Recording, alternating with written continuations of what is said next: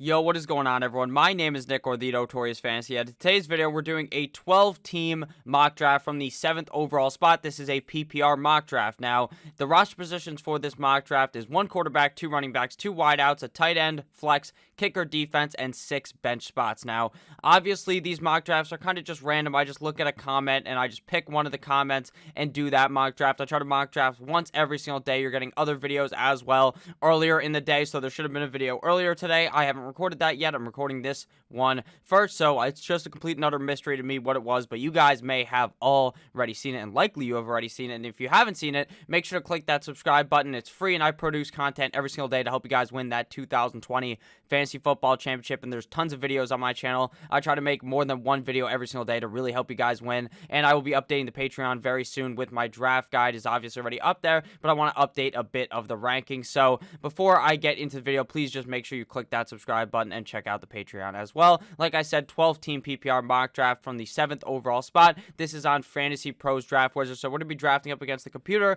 but it makes it much easier, much faster for us to go ahead and actually get correct analysis on each pick. Now, since I do have Fantasy Pros, like whatever it is, it's like the Hall of Fame package. I can draft up against all of these things. So we're going to go up against ESPN ADP, Fantrax ADP, RT Pros, RT Sports ADP, my Fantasy League ADP, Fantasy Football Calculator ADP, and Composite Best Ball Ranking, so that we can go ahead and get the best overall feel of what a real draft is going to look like come August, when it is, well, it's already August, but come the next couple of weeks when you guys are going to be having your fantasy football draft. So obviously here we're drafting at the 7th spot, so we're not going to be able to get one of those top tier stud running backs, a guy like Christian McCaffrey or Saquon Barkley, but one may have just fallen to us. So after the first pick of the draft was Christian McCaffrey, followed by Saquon Barkley, Ezekiel Elliott, Michael Thomas, Dalvin Cook, and then CEH. So Clyde Edwards-Helaire is screaming up the draft board, now going as the 6th pick of the draft. Are you kidding me? I'm not buying him at that value. I don't like it. I think he's a top 12 running back. I just don't see him finishing inside of the top 5 like he got drafted here. So to me, that is just an easy fade. I don't know why anyone is on him that hard thinking he's going to be that great. I think he's going to be good. I think he's going to be a useful running back for fantasy football. But by God, in the first fucking round, you would have to catch me dead before I draft CEH there. So we're going to go ahead and snag Alvin Kamara. This is the easy pick here. If Alvin Kamara was not available here, which he likely wouldn't have been because some dumbass wouldn't have reached up and picked CEH. But by the time the drafts are happening, there's going to be so much hype out of training camp talking about how good CEH's hands are, how good this offense is looking in training camp, and then people are going to start cranking off to the CEH news and just blow their load all over their screen and pick CEH that early. So it wouldn't really surprise me if that happened. So here we're going to go with Alvin Kamara. If he wasn't available, though, we probably would have went with either Joe Mixon or Derrick Henry. If you want to go with the more safer route, go Derrick Henry. If you want to go with more upside, in my opinion, you can go with Joe Mixon. I have them back-to-back in my rankings, so I'm not going to argue either way. Down below in the comments, you can go with either guy. So I'm going to go with Alvin Kamara here of the New Orleans Saints. Last year was honestly probably his worst season in the NFL based upon, like, we really just saw his floor hit, which was like a top 10 running back, and his ceiling is the number 1 running back in fantasy football. He is the perfect package, just like with Christian McCaffrey, Saquon Barkley, and Ezekiel Elliott. But I feel like he's more in that Christian McCaffrey type of range of a guy who's really good in the pass catching game, who can go out there as a wide receiver, make a guy miss. Saquon and Zeke could probably do the same thing, but we see Alvin Kamara do that more. So we're going to see a lot of dump offs to Alvin Kamara, a lot of rushing opportunity. I think Alvin Kamara is just a lock to be a top 5 guy as long as he can stay healthy in 2020. So to me, the New Orleans Saints running back Alvin Kamara is a locked and loaded pick here at the 107. So after we went ahead and selected Mr. Alvin Kamara, Devontae Adams came out the board, followed by Derrick Henry, Tyreek the Freak Hill, Joe Mixon, Julio Jones, DeAndre Hopkins, Travis Kelce, Lamar Jackson, Miles Sanders, and Kenyon Drake. Now, Travis Kelce, that is a bit early. Typically, you see him going at the back half of the second round. Same thing goes with Lamar Jackson. Am I taking a tight end this early? I may in some leagues. I prefer to in smaller leagues, like an 8 or 10 team league. That's where I really see the advantage of drafting a top tier tight end. Whereas in these kind of leagues, I just don't really see it in like a 12 or 14 team league. But I may do it. Lamar Jackson just way too early. This is where he's going to be drafted, though, so don't be fucking surprised at all if you see a guy like Lamar Jackson or Travis Kelce go in the first or second round. It's just normal. Some people really like to reach for that quarterback position. Now, we are going to see Patrick Mahomes and Travis Kelce's compadre, George Kittle, probably come off the board within the next couple of picks. Now, is that something you should be doing? To me, no on the quarterback. For the tight end, yeah, because they're not going to fall past the third round. If you want Kelce or Kittle, you're really going to have to pull the trigger in the second or 3rd round. Patrick Mahomes, obviously, I just don't like to draft quarterbacks this early. I prefer Pat Mahomes, Lamar Jackson, but just like with Mixon versus Derrick Henry, there's really, in my mind, no reason to have some type of an all-out fucking war in the comment section, having their Twitter fingers type all about Lamar Jackson versus Pat Mahomes. You just pick your guy, whichever you prefer. You can draft that guy as the first quarterback off the board. I'm not going to argue it at all. So now we are looking probably to draft a running back. Something also interesting to note here is the back team number 12, went with the double wide receiver strategy, the 0 RB type of start. Now they could, 0 running back is just drafting no running backs for the first 4 or 5 rounds. It's just a modified 0 RB because we don't see the 3rd or 4th round. They will likely draft a running back in the 3rd or 4th round. The modified 0 RB is probably the best strategy when compared to the full 0 RB because I just don't see how that's possible, because then you're really buying into yourself, hitting on a bunch of running backs late who could just be completely shit, whereas the running backs in the first 1 to 3 rounds are pretty much way more safe, completely more safe than those guys going later. So now it is my turn to make my pickety pick, and we already have one running back in Alvin Kamara, so we could really go any way here. We could go with tight end and draft George Kittle and see what our team looks like, which is something I would be interested in potentially doing. There's a bunch of great wide receivers still available: Chris Godwin, Allen Robinson, Juju Smith-Schuster. Not really one of the best ones to me. I think the 2nd or 3rd round is a little too early for Juju. I do see the upside there with Big Ben staying healthy, but I'm not one of those guys riding on the Juju train to take me all the way to the championship. Kenny Golladay, DJ Moore are also guys that I would like here. At the running back position, we see Austin Eckler, Nick Chubb, Josh Jacobs. That's why I like picking at the back half of the 1st round. You can get 2 locked and loaded studs in the 1st round. Now, we're drafting more in the middle here with the 7th pick, but I prefer just not drafting at the 1, 2, or 3. Sure, you're going to be able to get Christian McCaffrey, Saquon Barkley, Ezekiel Elliott, but you're not going to be able to get those stud back part of the running back position, in my opinion. So here, it's just a toss-up between these 3 guys. I love Nick Chubb. I love Josh Jacobs. I love Austin Eckler. The safest picks here are Josh Jacobs and Austin Eckler. The most risky of them all is Nick Chubb, due to the fact that Kareem Hunt is going to be back and likely will be obviously taking away a lot of his receiving work, but I do still think the guy's going to get the ball a million times, because head coach Kevin Stefanski, formerly of the Minnesota Vikings, is a very run-heavy coach. So you can go with either of these guys here. Again, I'm not going to argue. The only way I'd argue with you is if you picked anyone besides those 3 running backs, if you wanted to draft a running back. If you wanted to draft a wide receiver, any of the guys I listed already, Chris Godwin, Kenny Golladay, Allen Robinson, or Mike Evans, DJ Moore, are all picks here that I would be perfectly fine with. So I'm going to go ahead and draft my highest-ranked running back of the group, and that is Mr. Josh Jacobs of the Las Vegas Raiders. And if you guys have noticed, in every single mock draft, pretty much, my first 2 round picks are typically running backs. That's just because I believe the value is too strong to miss out on. The running backs are going to be not as good in the 3rd round, whereas the wide receiver value is still going to be there, due to the fact that most drafts are dictated by the running backs. In the early rounds, you're going to see a shit ton of running backs come off the board, whereas the wide receivers are just going to measly come off at the beginning, and then the 3rd and 4th round is when we see a brigade of wide receivers come off the board. So after we went Josh Jacobs, Nick Chubb came out the board, followed by Austin Eckler, Patty Mahomes, George Kittle, Aaron Jones, Chris Godwin, Leonard Fournette, Kenny Golladay, Jonathan Taylor, Mike Evans, Allen Robinson, and Adam Thielen. Jonathan Taylor may well be a 3rd round pick by the end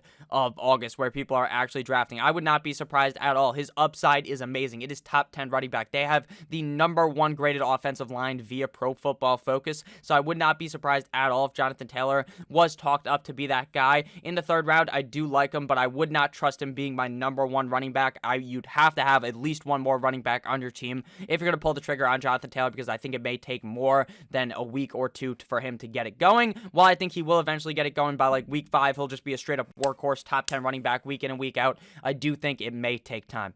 Now, our team started off with Alvin Kamara and Josh Jacobs. Now we are on to our 3rd round pick. Now, as you guys can see on the left side of the screen, we actually already drafted 2 guys with the same bye weeks. Now, don't fret about that, if I'm being completely honest with you. Don't let the bye week frenzy bother you, because, hey, week 6, you might not even have some of these. This guy might be hurt. One of these guys could be hurt. One of these guys could have been traded off your team, especially if you're a guy who is very, very trade heavy. If you're in a league that's very trade heavy, don't worry about the buys at all. If you're more of one of those conservative kind of players who doesn't really like trading, that's me. I'm not really huge into trading every single week, trying to move a million guys off my roster. Some guys they prefer that more. So I won't argue either way of you're bad if you don't do this, you're bad if you don't trade. That's not true. You can win a league by literally not trading at all. So don't obviously worry about that. So you don't really have to worry too much about the buys because you're going to get other running backs on this roster. That will start for week 6, and these guys will be on your roster every single week except for week 6 are not on your roster because they'll be on your roster the whole season unless they end up dying a tragic death or something. But so, looking at the picks that are still available, right now, like I said, the running backs really do fall off by like the 3rd or 4th round. In some leagues, there will be some other guys available here. In other leagues, probably not. This is typically what we're going to be seeing at the running back board. Guys like Todd Gurley, Chris Carson, Melvin Gordon, Le'Veon Bell, James Conner, David Montgomery, David Johnson, all guys that could potentially go in the 3rd round. Now, you guys know my take on Todd Gurley. I am so off of the guy. I just believe Atlanta is such a pass-heavy team, and they just don't really use the running back too efficiently there. Dirk Cutter especially does not really use a running back too efficiently in his first year in the system. So Atlanta had the first year in their system is Todd Gurley. So I do really worry about that. So to me, I'm just going to hit him with the Michael Jordan fadeaway and draft a running back probably in the 4th round and go with a running back here. Since George Kittle has been taken already, he probably would have been the pick here just to see what our team would look like if we drafted a tight end early. I do like Mark Andrews a lot, but I prefer to wait till the 4th round to get him. But in a lot of leagues, he will be a 3rd round pick after Kelsey and Kittle. You're typically going to see Mark Andrews go around about a round or a round and a half later. So, and same thing with the quarterbacks. Actually, the quarterbacks is completely different. You might see Dak might go this round or he might go in the 5th round and it just starts a run. So once Dak goes, typically you see a million guys come off the board. You'll see Dak, then you'll see Russ, then you'll see Kyler, then you'll see Deshaun Watson, and then kind of tippies off. It kind of slows down, and then they start flying off the board again. So it's really based upon what happens in your league and how much your league values the quarterback position. So right here, we're probably going to be looking for a wide receiver. If you guys have enjoyed this video thus far, please make sure to click that subscribe button down below. So we're going to be looking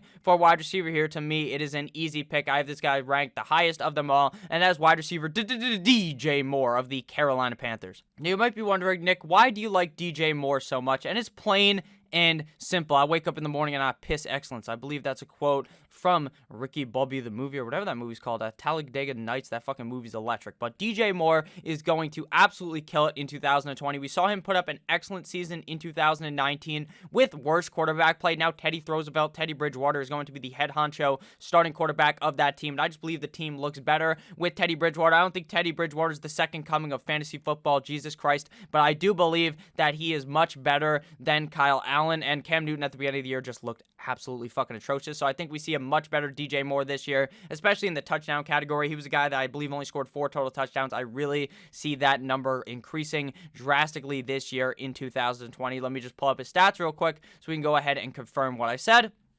Yes, it was true. 4 total touchdowns, but he did have 135 targets, so an over 1,175 yards. So I think we could see a more improved version of DJ Moore, especially with better coaching. Not really better coaching, as Riverboat Ron's a good coach, but with Matt Rule and Joe Brady, I really think DJ Moore could have a fantastic season there in Carolina. So after we went ahead and made that pick, a couple of guys are going to come off the board, and then we're going to go ahead and make our pick. So after we went ahead and selected Mr. DJ Moore, Juju Smith-Schuster came off the board after we went with DJ Moore, followed by Todd Gurley, Cooper Kupp, Mark Andrews, Amari Cooper, Melvin Gordon, Odell Beckham Jr., Chris Carson, Calvin Ridley, and DJ Chark. Just as suspected, Mark Andrews did go about a round and a half later. We didn't end up falling our way in the 4th round, which is okay because I believe Mark Andrews will probably find a spot at the back end of the 3rd round in most drafts. I really like him.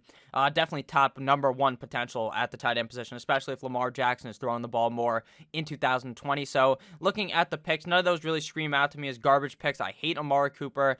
And I hate Odell Beckham Jr. Amari Cooper's actually fine, but he will have those really off games. He's kind of tipsy-turvy. He's hot, and he's cold like Shaq's icy hot, so I just won't go ahead and draft him. Odell, I just don't trust the fact that he's going to bounce back due to the fact that they're just such a run-heavy team. I always joke about how Odell's a bum, and he was a bum last year. And he was given a lot of opportunity. I just don't believe the opportunity is going to be there for him this year. But if Mr. Jarvis Landry was to actually sit out the first couple of games because he's on the PUP, physically unable to participate, then maybe, just maybe, we see Odell bounce back and have a fire start to the year. But if that happens, you sure as fuck better trade him before Jarvis comes back and steals every single target. So looking at the board right now, wide receiver, we see Robert Woods, A.J. Brown, Keenan Allen, Tyler Lockett, Terry McLaurin. I don't really see too much of a discrepancy between those guys. I really like Robert Woods. I feel like I like him more than those other guys. if I'm being honest with you, but I wouldn't necessarily put too much weight into it. At the running back position, I feel like it's really going to fall off if we don't pick one, though. We could see Le'Veon Bell, James Conner, David Johnson, Mark Ingram, David Montgomery. Now, if we don't pick one here, our hope is that David Montgomery falls to us in the next round. That is a must happen, and then we have to draft 2 in a row. So it's either here we go with Le'Veon Bell, which is to me is the safest pick here, James Conner, the most upside pick.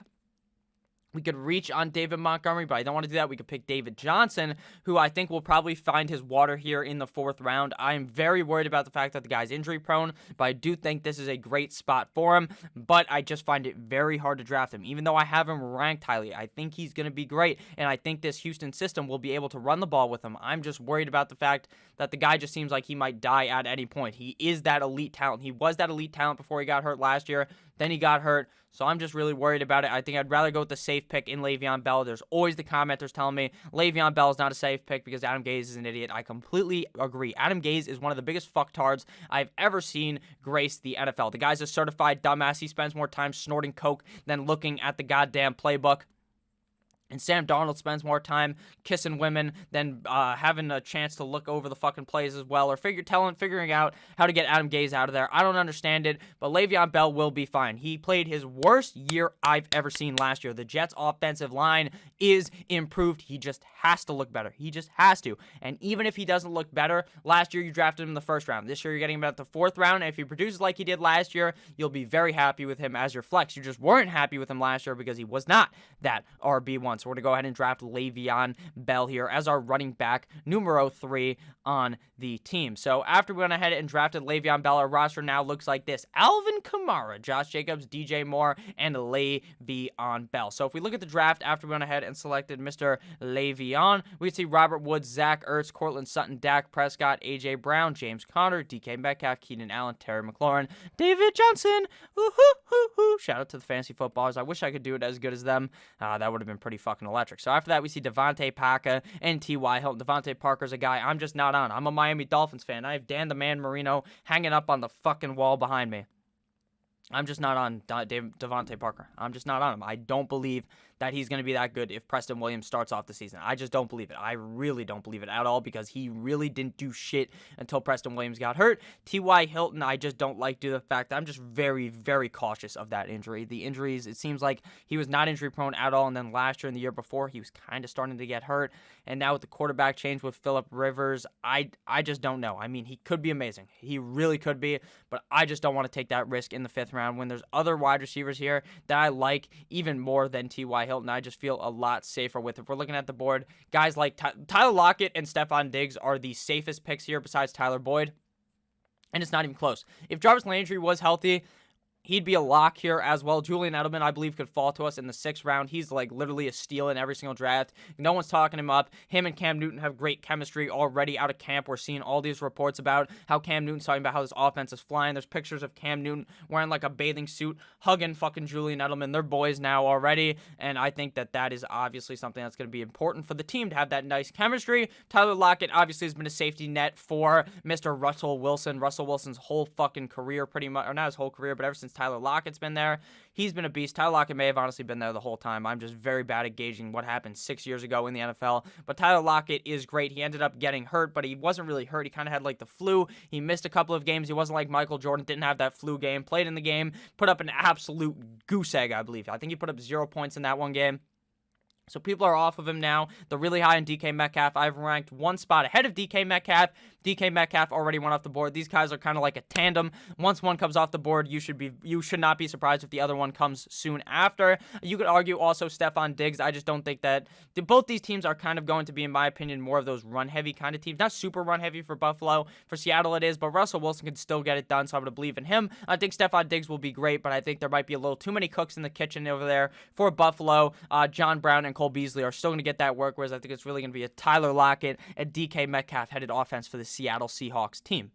After we went ahead and drafted Mr. Tyler Lockett, Darren Waller came off the board, followed by Kyler Murray, Devin Singletary, Cam Akers, Mark Ingram, Russell Wilson, Stephon Diggs, Hollywood Brown, AJ Green, and David Montgomery. So like I said, after those kind of two quarterbacks go, then Dak went, and then there was a bit of a lull there at quarterback, and then Kyler came, then Russell Wilson. So I wouldn't be surprised in the next couple of picks if we see a bunch more quarterbacks fly off the board. But like I said, it's very, very league dependent on how the quarterback runs really happen. If guys don't hop on the run, typically I say if you see a bunch of quarterbacks go, just draft the other positions there, because the value is going to be much better at running back, much better wide receiver there, and then you just wait till the run's over, and then you draft your quarterback later. In a lot of leagues, people do draft two quarterbacks, so I do advise drafting your first quarterback before they end up drafting their second, because then you're going to end up with some absolute garbage if you keep waiting, and that's happened to me multiple times before. It's not that you end up with garbage, but you just don't end up with the player that you would really want. So if we're looking at the board right now, I could see that after David Montgomery came off the board, it is our pick. Out of all these guys, I don't really like AJ Green at all. I do see the upside in him. I just worry too much about the injury. I prefer his teammate Tyler Boyd, like a round later. So right now, there's a lock at the running back position. The wide receivers are still wide open. There's a bunch of guys I actually like later that I feel like could fill into my wide receiver 2 spot or my flex spot on a given week. So to me, this is very easy to go with the running back here. And there are actually two that I would like here. I think it might be a little reach to draft James White here, but James White would be a pick, as well as my main man, Kareem Hunt of the Cleveland Browns. Now, I'm going to be honest with you. I don't really understand the talk about Kareem Hunt being a handcuff. To me, he's not a handcuff. He's like a running back 2 on the team, but he will be getting snaps. Now, obviously, he's not going to be running the ball a zillion times. He'll probably get like maybe 8 carries a game, but he is going to be getting a lot of dump-offs out of the backfield, as well as potential wide receiver 2 work on the team, literally lining up as a fucking wide receiver if Jarvis Landry is missing a couple of games. And even if Jarvis Landry isn't missing a couple games, I wouldn't be surprised if he's out there as the wide receiver 3 getting work there, because they just don't really have a clear wide receiver 3, at least to me. And if Nick Chubb was to go down, Kareem Hunt even elevates Nick Chubb's like potential. He could legitimately be a top 5 value, or top 5 fantasy football running back for the weeks that Mr. Nicholas Chubb is out. So Kareem Hunt is the guy for me. If you guys don't remember in the past, if you're pretty new to football, you might not realize that Kareem Hunt was legitimately a beast like 2-3 years ago, on the Kansas City Chiefs. He literally fumbled his first ever play in the NFL. I was laughing my ass to the back saying I knew this guy was fucking garbage, and he did me dirty, because he was fucking defenses every single week for the Chiefs. It's a shame that he did what he did and he couldn't end up winning the Super Bowl last year with the Chiefs. But hey, it is what it is. But he ended up in a spot where he could get some solid work for fantasy football. So I like Mr. Kareem Hunt there in the 6th round. So looking after we went ahead and selected Mr. Kareem Hunt, Deshaun Watson came off the board, followed by his teammate Jarvis Landry, then Robert Gronkowski, Tyler Boyd, my main man, Tyler Boyd, Tyler Higbee, Evan Ingram, Joshie Man Allen, Raheem Mostert, Michael Gallup, DeAndre Swift, Drew Brees, and Julian Edelman.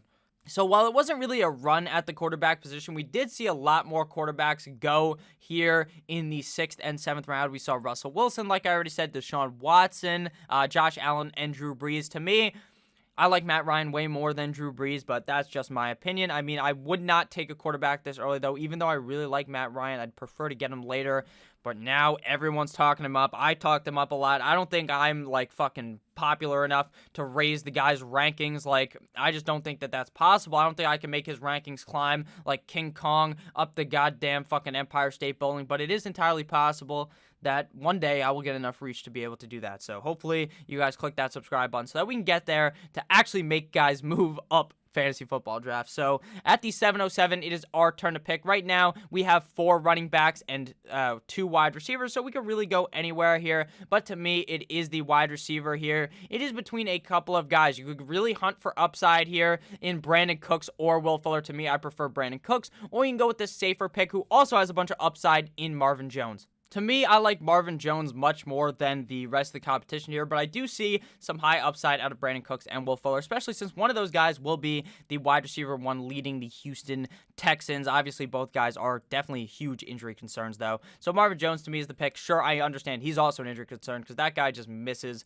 like 3 to 4 games every single year. As of recently, he wasn't really that earlier in his career, but the guy's getting up there in age. He has been missing a couple of games, but hey, I don't worry too much about that when I go ahead and get that guy. Definitely in the 7th 10th round is when I'm a lot less concerned with drafting guys that are kind of injury prone. So after that, we see Matty Ice, and then J.K. Dobbins, Will Fuller, C.D. Lamb, Brandon Cooks, Christian Kirk, Darius Geist, Deontay Johnson, Ronald Jones, and James White. Now, I don't understand at all who these numbskulls are drafting J.K. Dobbins, Darius Geist, ahead of guys like James White and Ronald Jones. James White is legitimately going to be an amazing running back this year with top 20 fucking potential. So drafting those two bums over him just makes no sense. Ronald Jones, I can understand since I see the upside there, especially potentially scoring a shit ton of touchdowns with Tom Brady just marching up and down the field. So now it is our time to probably go ahead and make our mark and draft probably another wide receiver in a row here. I do want to draft, I might just reach up here since I feel like his ADP is just skyrocketing, so I can make sure I get my guy and draft Hayden Hurst here since he may not make it to me in the 9th round,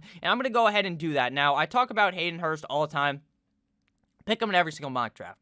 I legitimately want to get him in every single draft. If I didn't get him, I would draft either Dallas Goedert or Jonnu Smith or Jack Doyle later. So I'm going to go ahead and get Hayden Hurst. I just believe this Atlanta offense is so fucking pass heavy. I believe Hayden Hurst is going to have a monster year. We saw Austin Hooper ball out last year and have almost 100 targets in just 13 games. So I think we see Hayden Hurst tear it up in 2020 for the Atlanta Falcons offense. So now we're probably going to be looking for another wide receiver or maybe some running backs because the rest of these draft picks are going to be mix and match of running backs and wide receivers, or maybe a quarterback if one falls to us in the 10th round. So looking at the board, after going with Hayden Hurst, Debo came out the board. He's really fallen down the draft board considering people are they're kind of just assuming he's going to miss maybe the first month of the season, maybe 3 or 4 games. So obviously that's going to hurt his stock. That's why he's fallen down. Though I don't really try to draft those kind of guys that get injured during the summer because I just don't know if the recovery time is going to be there for them. So after that, we see Sony Michel, then Pittsburgh Steelers defense, Keyshawn Vaughn, Darius Slayton, Emmanuel Sanders, me, Cole Hardman, Jordan Howard, Jerry Jeudy, Tariq Cohen, John Brown, and Henry Ruggs. To note, some dumbass took a Pittsburgh Steelers defense. Don't be taking the defense in the first, before the last 2 fucking picks of the draft. Just don't be doing it. Don't be that guy who drafts the defense in the 8th round. It's just not worth it. You can find someone much later at defense, and you're going to be streaming defenses anyways, most likely if you're not a dumbass. So let's look at the picks still available. We should probably draft some more wide receivers here. But none of these guys are really calling out to me. I really like N'Keal Harry. I like Lazard. These guys just all go later, and I feel like I'd much rather just take a shot on them and go with the running back that I feel like could really, really help my team here in the 9th round and go ahead and secure my own handcuff of Mr. Latavius Murray, or do I want Zach Moss? I don't know here, because let me know what you guys would do. Would you go ahead and draft your handcuff, or would you rather get a guy with high upside in Zach Moss? I think that Buffalo is going to be able to give the ball to Zach Moss at about a 45 to 55% rate. 55, obviously, in Singletary's favor, 45 for Zach Moss. I think we could see Zach Moss tear it up, especially if Singletary was to get hurt. But then again, when Alvin Kamara went down last year, Latavius had 2 30-plus point games. So is that more valuable having the handcuff? Is it more valuable having the other running back? To me, I think the handcuff to me just oversees that value to knowing for a fact I have an RB1 locked in, whether it's Latavius or whether it's Alvin Kamara. I think Latavius, this system is just so good that any running back could run on that New Orleans team and tear it up. So for me, that's going to be the pick of Latavius Murray. It might be a little bit of a reach, but you got to go ahead and get that handcuff if you feel like you want that handcuff, if you think the handcuff is at that extreme value. If you draft Dalvin Cook, Alexander Mattison should already have been off the board in the 9th round. If you have Dalvin Cook, you have to draft him considering he is very injury prone. I talked about him in yesterday's must-own running back video. So after Latavius Murray, we see Matt Breida come off the board, followed by Marlon Mack, Justin Jefferson, Jalen Reagor, Phillip Lindsay, James Crowder, Kerryon Johnson, Mike Williams, Tevin Coleman, and Duke Johnson. So now it is time to draft a wide receiver. And, maybe I want to get a quarterback since Tom Brady fell this far. That's probably what we're going to do here, actually. We're in the 10th round. We're going to go ahead and select Mr. TB12. I like him more than Carson Wentz. I just think this Tampa Bay offense is going to be flying up and down the field. If Tom Brady doesn't put up better stats than last year, I would be colored shocked. And I would just be completely fucking shocked if that didn't happen. I don't understand how Tom Brady is going this late, to be honest with you. I'm surprised not like an 8th round pick at this point, but I don't think he'll rise that much further unless you're in leagues where guys are really just drafting based on the name. Like, holy shit, that's Tom Brady. Let me get him, because a lot of people actually believe Tom Brady is washed. I don't think he's completely washed yet. I think it might take a year or 2 for him to really hit that extreme decline. So after Tom Brady, we see Sammy Watkins go off the board, followed by Darrell Henderson, Zach Moss, Alexander Mattison, 49ers defense, Tony Ballard, Boston Scott, Carson Wentz, N'Keal Harry, Naheem Hines, Sterling Shepard, and Deshaun Jackson.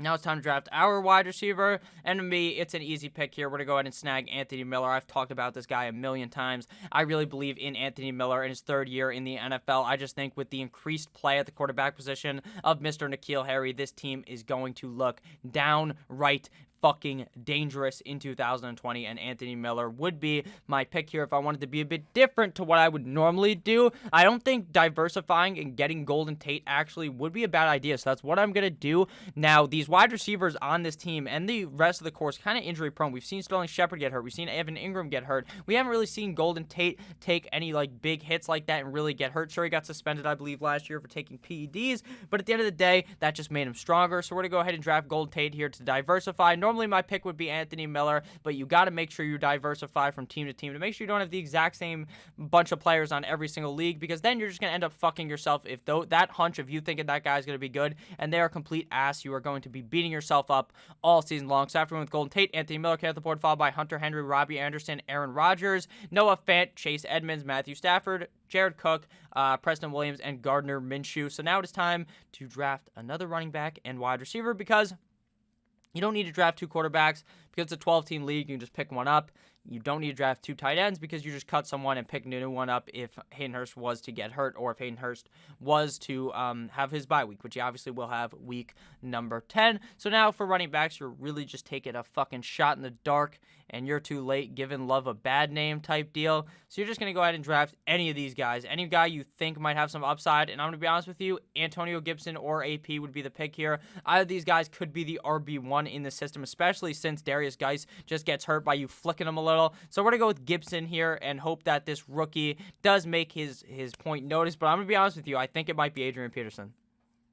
Something in me tells me that Adrian Peterson's just going to do it again and just get over 1,000 yards, because the guy just fucking does it every single year. He's just a fucking beast of a man. So after we went to Antonio Gibson, Austin Hoop God came out the board, followed by Daniel Jones, Curtis Samuel, A.J. Dillon, Cam Newton, Baker Mayfield, Justin Jackson, Damian Harris, Michael Pittman, LaShawn McCoy, Adrian Peterson, and then Anthony McFarland. So now it's time to draft our kicker and defense. First, we're going to go ahead and snag our defense by drafting defense, having a shitty week 1 opponent, and that is very simple. It is the Los Angeles Chargers playing against rookie quarterback Joe Burrow in his first year in the NFL without preseason. So it's going to be pretty easy for him to make maybe just a couple of mistakes, and the Chargers defense is already pretty fucking great, so that's an even bigger bonus. Typically you just play the matchup. You find a defense that you think's okay against like a shitty offense.